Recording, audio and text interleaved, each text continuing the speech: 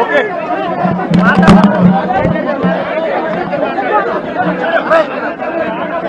నాలుగు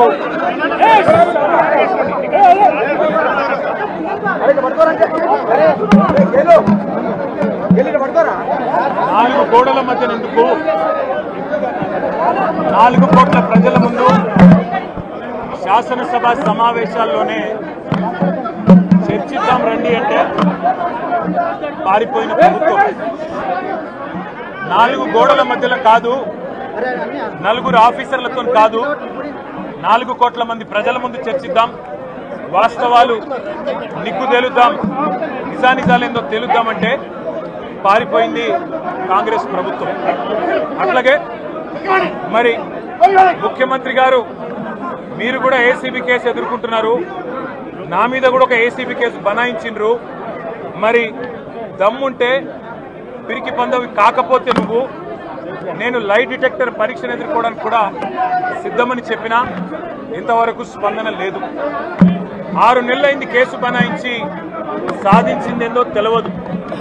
వాస్తవం ఏంటి అంటే వాళ్ళ ఫార్ములా ఈ అనే ఒక రేసును హైదరాబాద్కు తీసుకొచ్చి హైదరాబాద్ ప్రతిష్టను ఇనుమడింపజేసింది కేసీఆర్ గారి ప్రభుత్వం.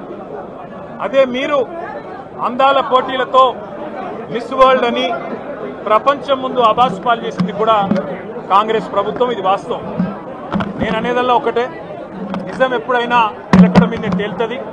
మాకు భారతదేశంలోని చట్టాల మీద న్యాయస్థానాల మీద గౌరవం ఉంది కాబట్టే ఎన్నిసార్లు విచారణకు పిలిచినా వస్తామని చెప్పినా ఇది 3వసారి పిలవడం, 3 సార్లు కాదు 30 సార్లు పిలిచినా విచారణకు సహకరిస్తాం.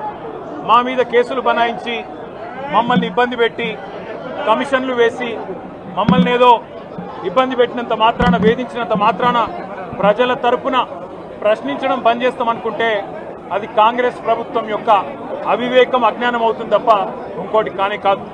పెద్దలు కేసీఆర్ గారిని, పెద్దలు హరీష్ రావు గారిని కాళేశ్వరం కమిషన్ ముందు కూర్చోబెట్టి మీరు పైశాచికానందం పొందొచ్చు. ఇవాళ ఏసీబీ ముందుకి విచారణకు పిలిపించి కొంత మానసికంగా రాక్షసానందం పొందుతూ ఉండవచ్చు. అవసరమైతే అరెస్ట్ కూడా చేస్తారు కావచ్చు. కానీ ఒకటి పక్క, తెలంగాణ కోసం గతంలోనే జైలుకు పోయి వచ్చిన వాళ్ళం.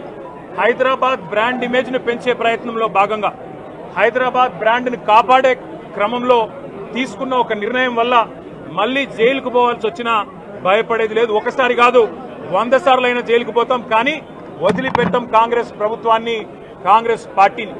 మీరిచ్చిన 420 హామీలు, మీరిచ్చిన దొంగ 6 గ్యారంటీలు, మీరిచ్చిన డిక్లరేషన్లు ఇవాళ మీరు లోకల్ బాడీ ఎన్నికలకు సిద్ధమవుతా ఉన్నారని చెప్పి వార్తలు వస్తూ ఉన్నాయి.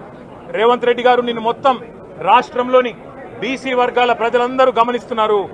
42% రిజర్వేషన్ ఇచ్చి 42% రిజర్వేషన్ ఇస్తాం అని కామారెడ్డి డిక్లరేషన్లో చెప్పి మోసం చేసి ఈరోజు స్థానిక సంస్థల ఎన్నికలకు మరి రిజర్వేషన్ ఇవ్వకుండానే పోతున్న వైనాన్ని కూడా బీసీలు గమనిస్తూ ఉన్నారు. రైతు బంధు పేరిట ఎలక్షన్ బంధుగా మార్చి ఎలక్షన్లు వచ్చినప్పుడు మాత్రమే రైతు బంధు వేస్తున్న విషయాన్ని రైతులు గమనిస్తున్నారు. నెలకు 2500 ఎగ్గొట్టిన విషయాన్ని ఈ రాష్ట్రంలోని మహిళలు గమనిస్తా ఉన్నారు. 2 లక్షల ఉద్యోగాలని చెప్పి నువ్వు చేసిన మోసాన్ని ఈరోజు రాష్ట్రంలోని యువత గమనించింది. కాబట్టే నీ దగ్గర చెప్పుకోవడానికి సమాధానం లేదు, చెప్పుకునేందుకు ఏమీ లేదు. కాబట్టి ఏం చేయాలి నువ్వు? ఏదో ఒక డైవర్షన్ మీద, ఏదో ఒక రకంగా ఒక కమిషన్ అని, ఎంక్వైరీ అని, ఏదో జరిగిందని, ఇదిగో పులి అంటే అదిగో తోక అని, నువ్వేమో దున్నపోతు తినిందనగానే నీకు తయారుగా నీ జోడీదారు బీజేపీ రెడీగా ఉన్నాడు. నువ్వు దున్నపోతు తినిందనగానే వాడు దుడ్డని కట్టేయని వాడికి వస్తాడు. మీ ఇద్దరి దొంగ భాగవతం, మీ ఇద్దరి దొంగ నాటకాలు తెలంగాణ ప్రజలకు అర్థమైనాయి. మేము మాత్రం వాళ్ళ పెడితే గిడితే ఒక వ్యక్తినో 2 వ్యక్తులను జైల్లో పెడతాం, కానీ లక్షలాది మంది కేసీఆర్ సైనికులను టచ్ చేసే ధైర్యం నీకు లేదు.